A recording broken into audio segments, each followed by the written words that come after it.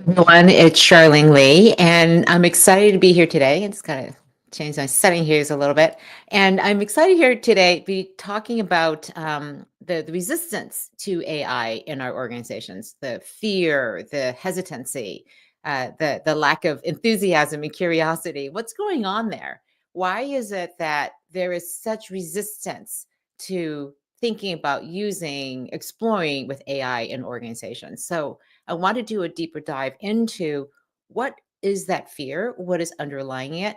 And I would love for you to share what's going on in your organization. What are the dominant feelings that people have about AI?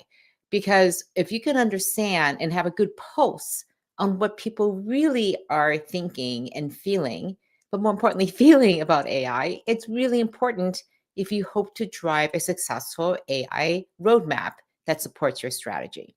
So, what's that emotion like? Please share them in the banners. I would love to hear what you are seeing and hearing. And I'll be going through some data, some slides today about what's going on here and how do we think about it. And when we go and look at some of the data, like I'm going to pull up my slides here and let me make this a little bit bigger. And you can also get these slides at bit.ly address AI fears. So that's where you can find the slides. And I'll put them into the comments too as well. And I think my friend Jay is going to be joining shortly and putting them onto LinkedIn as well. So the thing that I'm finding is that again, one of the interesting things here is that Americans, again, this is the statistics in the US, and what they're finding is that there's a lot of fear around, again, it's increasing. So this is from YouGov, and it shows the differences between December of 2024 and March of 2025. So just a series of 4 months. You can see that the people who are skeptical increased from 36% to 44%. People feeling overwhelmed, 11 to 17%. Scared, 11 to 22. And you see the people who are curious just increasing a little bit, 34 to 35. But even more importantly, the sort of the three areas at the bottom where the scores went down. People who were impressed went down by a few percentages, hopeful 26 to 24%, and excited from 24% down to 19%. So the question becomes, as skepticism is increasing and curiosity is decreasing, how do you need to show up as a leader? How do you create trust in AI? And very importantly, how do you address these fears? Where are they coming from? Where is this resistance coming from? What are the sources of this? And I think it's really important for us to understand that in order to do this.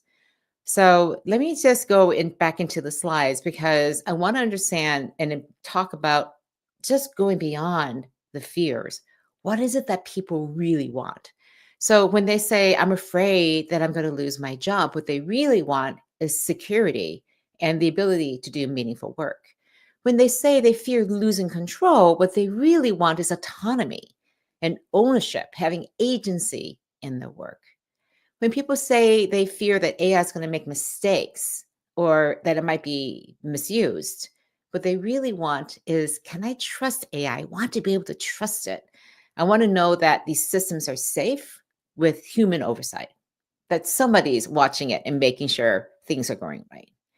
When there's a fear of being replaced or being made irrelevant, what they really want is, I want purpose and identity beyond the tasks that I do.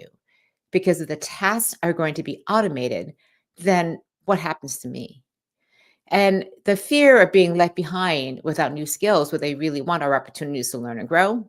The fear of misinformation and manipulation of all these deep fakes that are out there. What they really want is, they want to know something's true, that systems are fair, and that's just transparency, and that we can understand what's happening here, that we can explain things. And when they fear a future that they don't understand, what they really want is clarity, that sense of agency again, that they have some say in how the future works. And again, these are all very, very common human reactions to a lot of change that's happening. And what I want to do is to make sure we go beyond just thinking about the fears to really understanding what are the underlying desires behind those fears. Because if we can understand what those desires are as leaders and managers, then we can begin to address them to be able to meet those desires and address those fears.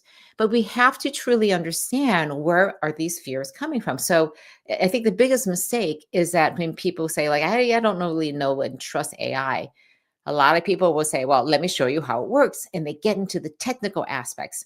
It is not about the technology that people have issues with. It is really something very different. It is about the sense of identity.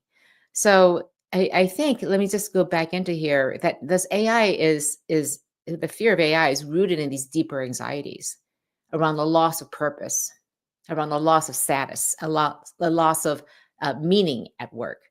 And so we're concerned about losing the sense of identity and a sense of belonging. So these are the questions that come up for people. Am I still needed? Again, these are the things they're saying to themselves. What do I matter if a machine, this technology and algorithm can do my job? Who am I if my work changes? My work is my identity. So what does that mean for me? Do I have a value beyond just the tasks that I do? Because if AI takes the tasks, then what's my value? Uh, if AI replaces me, what's left of my purpose, and is my identity at risk in an automated world? So these are the things that are really going on in people's heads. They may not articulate it that way, but I do believe that the fear of AI is really the fear of loss of identity. Who am I? What am I worth? How do I create value? How do I continue to matter in this world? So, if we are going to have the successful adoption of AI, we're going to transform our organizations, we have to be able to answer and address these questions. Who are you? Who am I? I remember when AI came out and I was like, this is the greatest thing to slice bread. And I'm sitting there realizing, oh, wait a minute. All of me, Charlene Lee, is in these algorithms. They're in these models. Anybody can just go, well, what would Charlene say about this? You don't need to come and ask me anymore. You can just go and query and ask these chatbots the questions that you would ask me, and you get a pretty decent answer of what I would probably say. And so that really caused me to say, well, how do I compete? How do I continue to add value? And so this is that point between anxiety and excitement that has to be bridged by your leadership. And it happens to all of us. Again, even if we're excited about AI, you still have to think about these questions. How do you, again, uh, meet these desires that you have to have an impact and be meaningful in this world? So let me go on and finish a couple of these slides. So these are the questions I believe we can ask ourselves and our coworkers, the people who lead. Who am I in an AI augmented future? So it's questions, and I put a whole bunch into here. I'm not going to go through all of them, but what aspects of my work make me feel valued and alive? Because that's the thing that we want to preserve. And again, it may be the task, and the tasks are going away. Then what other aspects of your job helps you feel like you're contributing?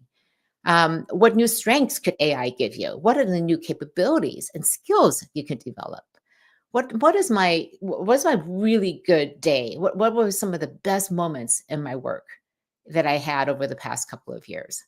And what could that well, how would AI free me to be a bigger part of my community, of my teams? And if my title wasn't tied, so my identity wasn't tied to my title or my task, what would I want to become?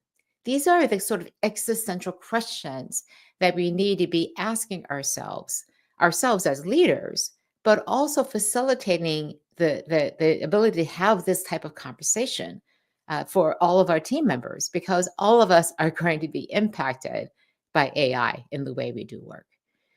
And so to have these questions come up, to have it be part of the dialogue, to be part of the transformation that your organization is going through, it truly is a transformation, not just of the organization, but of people, of the work that they do, of their identities.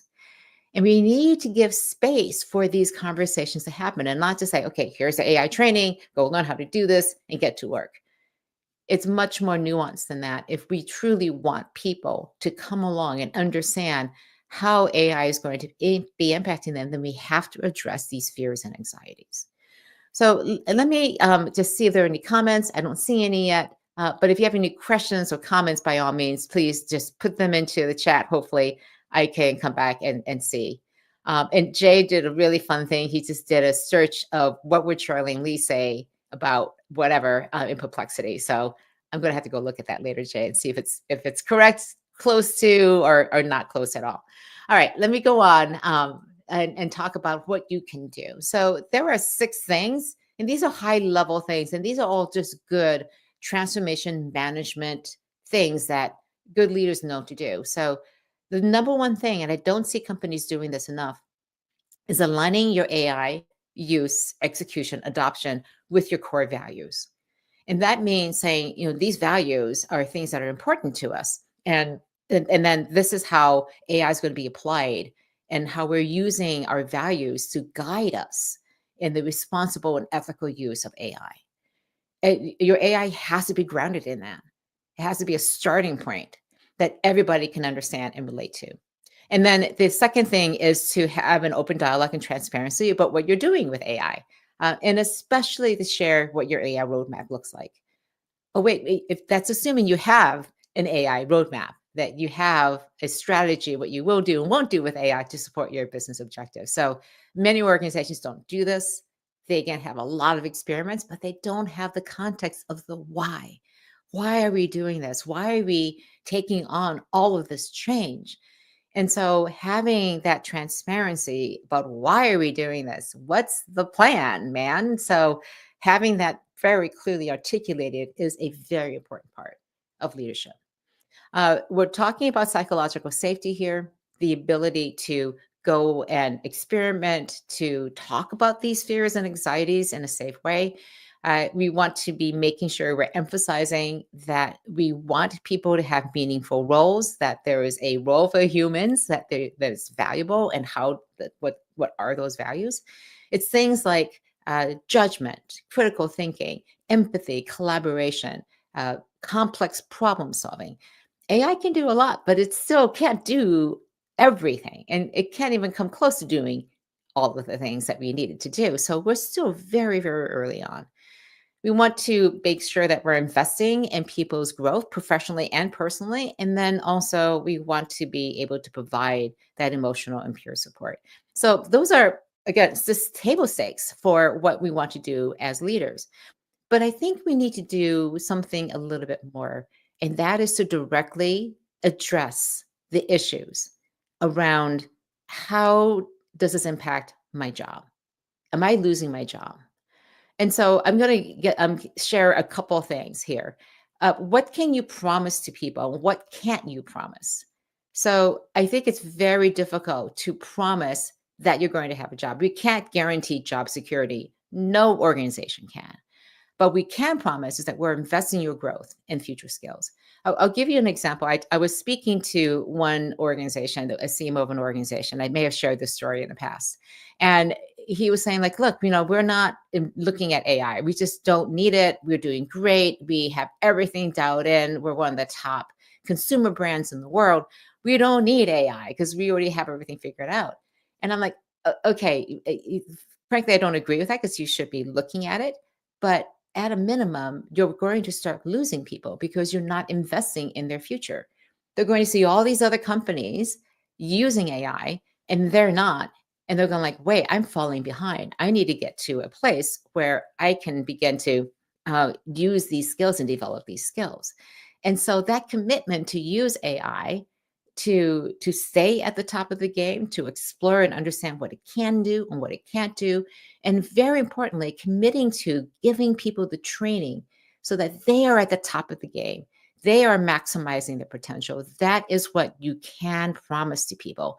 And frankly, you should be doing this anyway. So you can't prevent all job changes, but we will give you the tools to adapt, evolve, and thrive. You can't promise that you're going to freeze these careers in time. No one has ever promised that, but we will promise that we can create new pathways. We're going to create new opportunities with AI. And all the research says that, yes, some jobs will go away. There's no doubt about it. But we also want to create new jobs and opportunities. The ability for people to bridge from one job category to another may be tough, but we're sure going to give it a try. And we can't guarantee that your next job is going to be here, but we will promise that we'll support your development wherever it takes you. I've often said that I like to say at when I was running Altimeter that the we're going to talk about your last day at work on your first day at work, meaning let's face the reality. You're probably not going to stay here at this company forever. I can't even guarantee that the company will be around. But let's talk about that last day looks like.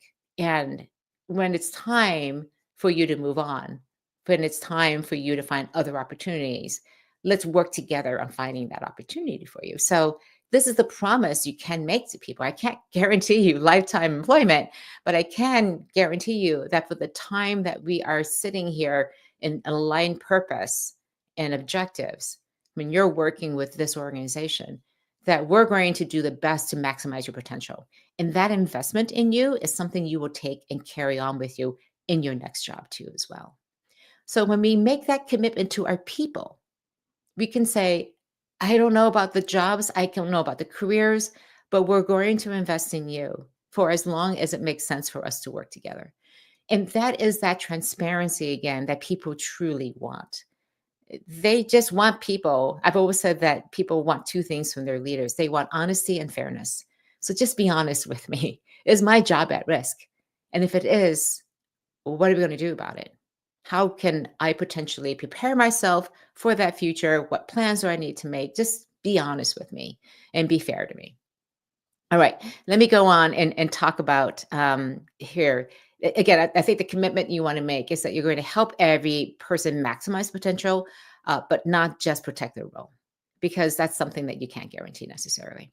So I've seen some organizations start to do this. I think it's a great idea that you create an AI empowerment pledge in our organization. And this is just paraphrasing some things. AI enhances, not replaces human potential. AI amplifies creativity, collaboration, and impact. And together we design an AI augmented future we are proud of. Now, again, there's a very, very, very clear distinction you need to make. We can't guarantee that there will be a job, but we want to value you. We value you as a person, your contributions, your knowledge about the organizations, your passion for serving our customers. That is not replaceable. And so we want to tap into that. We want to leverage that. We want to make sure that you can continue to deliver that value in a way that you uniquely do. So when we say those words, that's very different than saying AI is going to take your job, because that's what they're thinking. And they need to hear, well, AI may take over some of the tasks that I'm doing, but what is the value that I create? And we really need to be able to articulate it for them because they need to know that and feel that. All right. So this is my last slide for today. And so I have a couple questions that come up and I see in the comments here. Some very practical micro habits to build a trust and to reduce that AI fear. And in particular, I think these are things that you can do on a regular basis. So have these weekly storytelling opportunities. It could be in your weekly communications as a leader, in your team meetings, to talk about the AI wins. Where are people getting success with AI? And show that very concrete progress towards creating impact and value without a lot of the hype. I mean, we can talk a lot about what AI does, but it's better to show it. You can have a monthly check-in ritual that says, what's working, what's not. What are you afraid of? What are the anxieties? So you can make it psychologically safe to talk about these fears and anxieties. You can have quarterly showcases about what is working with AI, but just as importantly, when AI didn't work. So again, there's that transparency about what the organization is doing. And also it's an opportunity to celebrate the experiments that people are doing. It's like, hey, they set up this great project, look to see if it worked, and it failed. But the experiment, the idea behind it is great. And now they're taking the next step, their learnings, et cetera, to go forward with what they learned. So those kinds of like sequences on a regular basis. I talked about this a few weeks ago about how you can sequence your communications and your interactions around AI with your team can be very, very impactful. And then you can also create what I call curiosity channels inside of your Slack or Teams instances and create that space for people to share what's working, what's not, but again, for this informal learning. And of course, it's very, very important to make very visible where humans are in the loop to again build that trust that there is some human oversight looking at all of this AI, making sure it's doing the right thing, that there's somebody who's going to be responsible and accountable for the use of AI in your organization. So that's, I believe, is what I have for today. I see a couple of questions over here, so I do want to address them. So here is a question from Jan. How should leaders who are frightened of AI alleviate the fears of their coworkers?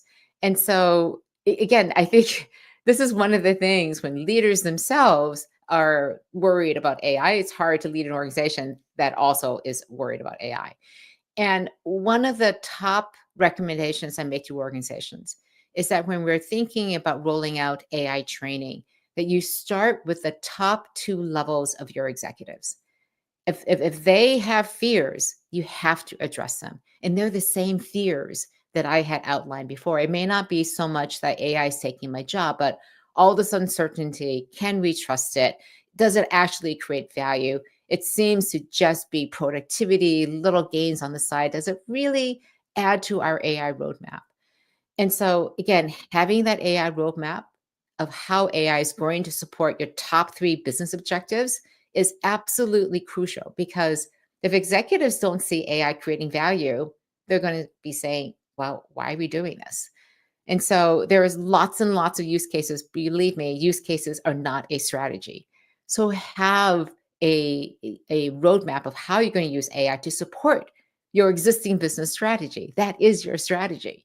And how are you going to use AI as your roadmap? So again, I have found that talking to leaders about what is it that they really are frightened about, what are the questions, and creating this safe forum for them to ask any questions that they have, and to again address every single one of them. And I'll guarantee you, it's usually not about the technology.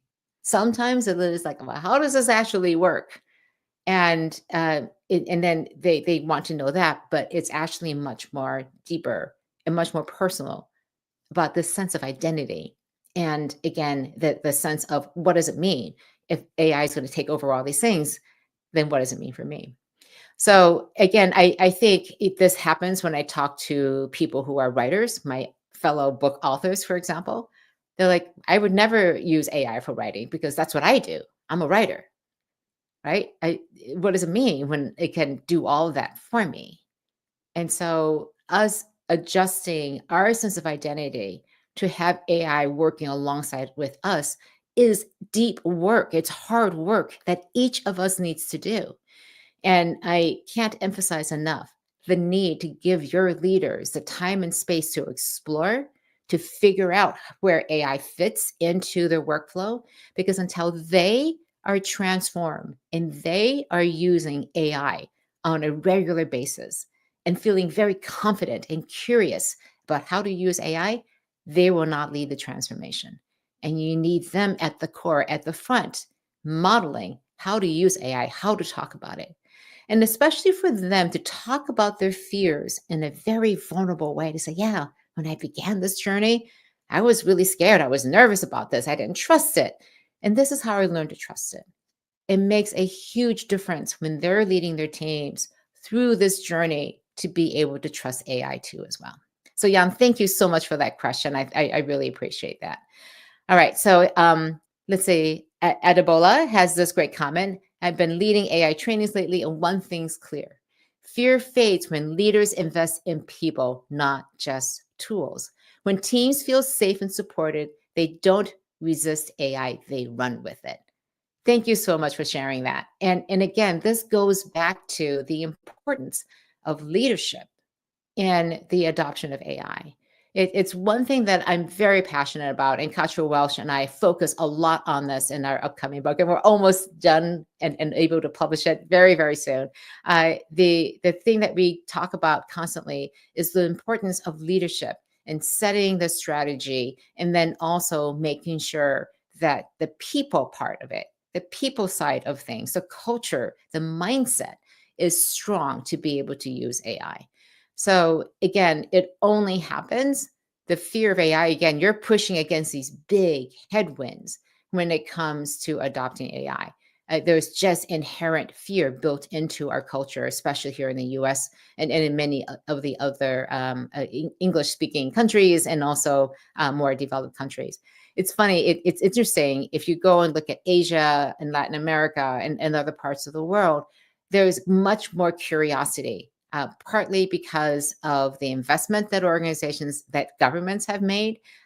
It's also with, again, they feel that there's a lot more opportunity and using technology to advance their careers and their businesses, lots of different reasons. But you see this adoption and fear of AI, very, very starkly different depending on the country that you're coming from. So here in the United States, we're predominantly much more fearful. 39% of people, only 39% of people believe that AI is going to be more beneficial than harmful. So we're fighting against these headwinds, and to be able to acknowledge and understand what these fears are, to understand the underlying desires behind those fears is a very, very important part for leaders to understand when pushing and thinking about how they want to support the adoption of AI in your organization. So that's what I have for today. Thank you so much for joining me. Next week, on the 22nd of July, I'll be talking about why your CEO needs to be leading your AI efforts. And this is not a message that many organizations like to hear, because the CEO is thinking, oh no, not another thing I have to lead. Like, why can't somebody else do this? And the thought that AI is a technology and not a business transformation. Anything that is going to be strategic, highly impactful on your business strategy needs to have the eyes of the CEO on it. And so I'll talk next week about why this is so important. I just gave you sort of the headlines behind it. But very in particular, I want to talk about how to involve your CEO. Again, very busy person with tons of things going on, and how to convince them, how to overcome the objections of why I let this pass from me, give it to somebody else, why they need to be involved, even in a small way, but they need to be involved. They can't outsource this and delegate it to somebody else. So join me for that. Let me just see if there's anything else. I think that is what I have for today. Thank you again so much, everyone, for joining. And I stay safe out there. Have a lot of fun. Share what you're learning with me. Message me in all the various channels that you have available to you. I read everything. So by all means, please stay in touch, and I will talk to you next week. Stay safe out there. Have fun. Bye-bye.